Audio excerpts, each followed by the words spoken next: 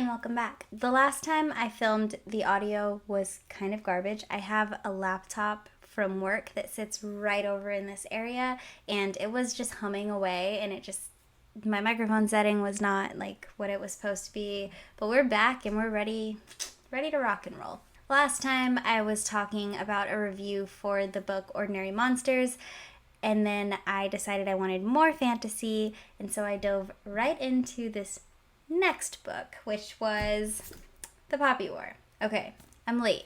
I'm late to the party. I think everybody that I know and love has read The Poppy War, and they told me to read The Poppy War. I bought my copy and a copy from my sister-in-law a really long time ago, and then I didn't read it, and I never mailed her copy to her, so here we are.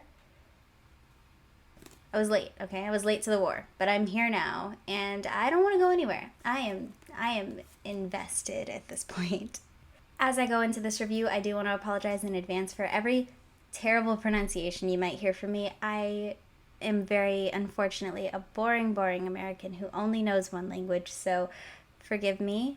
I will do my best, but I will also put any word up here, and if you're wondering what I'm talking about, this is it. There are some trigger warnings for addiction references, violence, lots of violence, SA, just all around the board. There's a section at the end of the book where there is extremely descriptive recollections of violence. And so I just want you to be prepared. If that's something that might set you off, please don't read this book. There's also a lot of talk about addiction in the book and descriptive scenes of people actively using drugs, and so if you don't want to see that, if something like that might set you off, I definitely would not pick up this book. It is so well written, and some parts were even hard for me, so I just wanted to put that out there. So let me try to give a spoiler-free review of The Poppy War, just for some context for the two people in the world who have not read this amazing story yet. So this fantasy follows Rin, a student at a military academy in what is based around 20th century China, around the time of the Second Sino-Japanese War.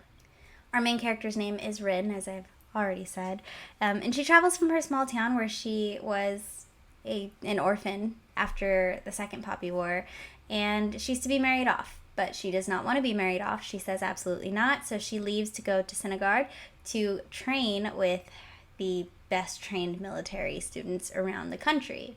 Rin finds herself one of maybe 4 girls at the school, and she is the only one who does not come from a very good family, and she is darker complected. She doesn't really fit in. But she eventually finds a little bit of solace in the teachings of, let's say, a quirky professor. I think I can say that without spoiling it. Trouble eventually does strike. Tensions increase between Nakhon, where she lives, and the Federation of Mugen, which is an island just off the coast. So our main character is kind of thrust into what appears to be a third Poppy War before she's even really ready to, and she's left with a lot of questions about her gods and herself and her empress and her country. If you want to know if I recommend the book or not, the answer is yes. I 100% do recommend the book. This is one of the best written books I've read this year. The pacing was exceptional. I think the strategic scenes were laid out very well. It's hard because a lot of it is military strategy, but the way that it's written is very easy to follow, almost step by step. The parts that are more complex, she lays out to you like X, Y, Z, and you know exactly what's happening. You can understand what's happening. Geographically, she's great at describing it. If I had one complaint for this book, it would be that the map is not as detailed as I'd like it. I am a map whore. I love a good map at the start of a fantasy. I will return to the map to look at the map over and over again. And when you make reference to something in the chapters, I will go back to this map to see where we are. And I feel like I was missing some stuff on here. Like, I just wanted more detail. Like, can we just get more from the map? Like, that would have been great. However, this was 2018. We're not getting more from the map. I am late to the party. Again, I'm late to this war, and so I can't come in making demands. Negotiations are over with, especially with how this book ends. You get what you get, and that's it. So do I recommend it? Yes. Will I be finishing the rest of the series? Absolutely. You'll see I only have the first and third here because the second one is downstairs next to my reading spot where I will be reading right after I'm finished filming this video. So yes, read The Poppy War if you've not read The Poppy War, and report back and let me know your thoughts because I wish I could read it again for the first time. It was that good. So if you don't want spoilers, then click out now. If you do want spoilers, you've already read the book and you just want to hear me talk at length about everything, stick around. All right, so let's talk about this book because I can't believe that I waited as long as I did to actually get into it. I felt like there's no way it could be as good as the people that were telling me to read it were saying that it was. I was wrong. It was that good. When I finished the book, I went to Goodreads. I marked it as completed, and then I went and marked that I was reading The Dragon Republic now. And I have to read this one review because I feel like it summarized the book better than I ever could. Since the Poppy War spiraled down into a tight, claustrophobic tragedy, I've been waiting like an ember for air to read this book and see how things will play out. A tight, claustrophobic tragedy is the best way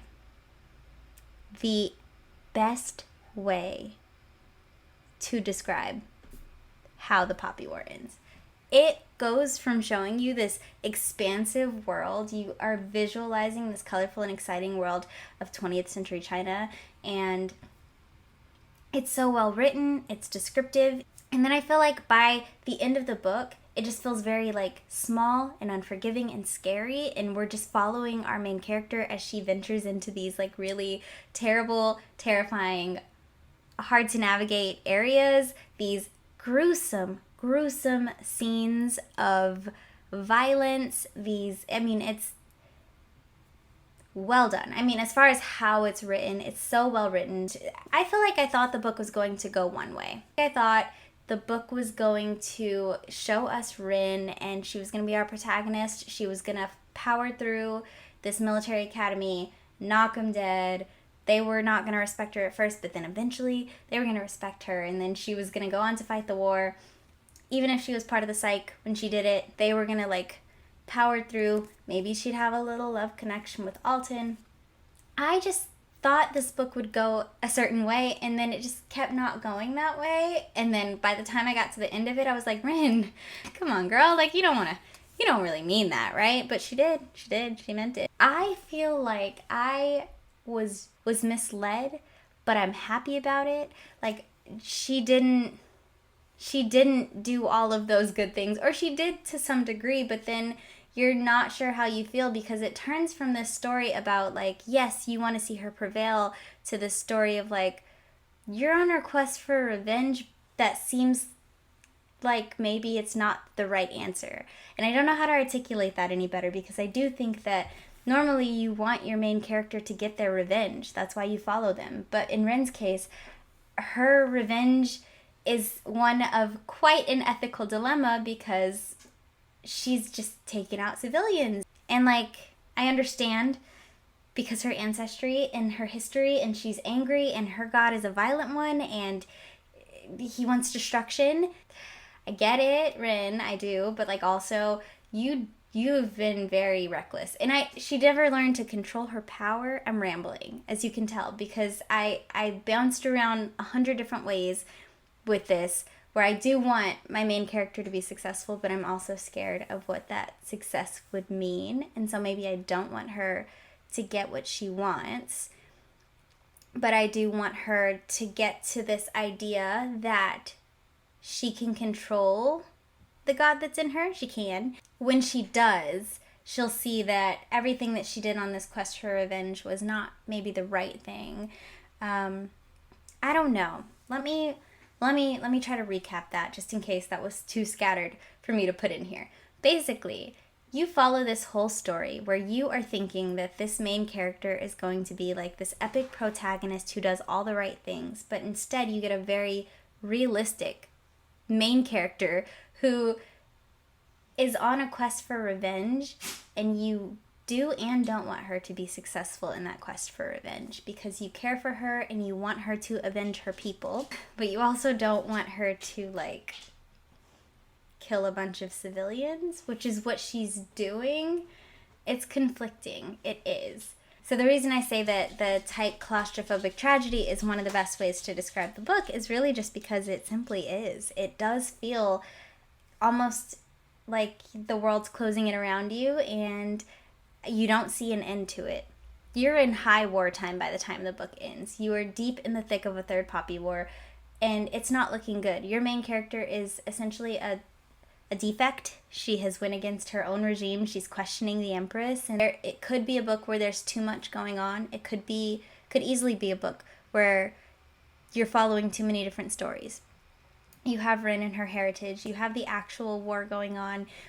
You have something weird going on over here with the Empress, and it all came together in a way where you're not feeling like there's a bunch of abandoned storylines or there's a bunch of things that are thrown in as just kind of misdirects throughout the story. I really loved that our main character was not without flaws. I think if she would have known immediately how to handle her powers, how to handle her shamanism, if she would have been able to control the gods right away or even reach out to them whenever she wanted to, it would have taken away from the story a bit. Instead, we get some realism in that it's not that easy for her and she is confused on how to use this. She is new to this. It's not like one day she gets it just because it's convenient for the plot. It's inconvenient that she can't get it when she needs it, and then when she finally does, we're like, whoa, you were not ready. We should have listened. You were not ready at all. The way that the story gives you exactly what you want and then changes it into something else. Like, oh, you thought you wanted it. You thought you wanted her to have complete access to the Phoenix. You thought you wanted her to be able to reach out to them and turn everything to flames. You realize she was not ready yet for that. And then this impending doom of she will lose her sanity at some point. They all do.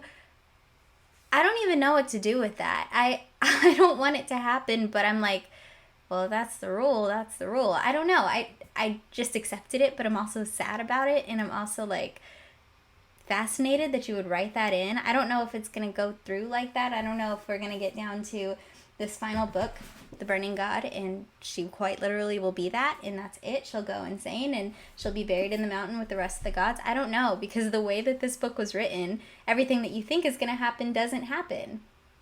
So it could completely surprise me, and I think that's what's keeping me so hype about reading the second book. So that's kind of where I'm at in terms of the Poppy War.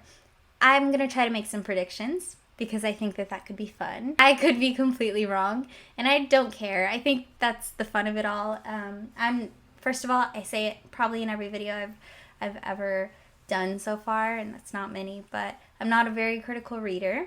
Anything I'm reading, if I'm deep in it, I'm feeling like it's the best book I've ever read. And then when I finish, I reflect on it some more, 3 or 4 days go by, and then I'm like, that was okay. Like it had some holes. So I've done this thing now where I wait about a week to actually review a book. If I'm on my Instagram story, I'll pop on and be like, this is the best thing ever. But then like a week later, I'll say, okay, here are my actual thoughts. This book, it has been a week since I finished it, and it still feels like one of the best things I've ever read. And it is definitely the best book I've read this year. What are my predictions for this next book? For some reason, I don't feel like Alton is gone. The seer really did say that, it can't be that he's gone because I still feel him.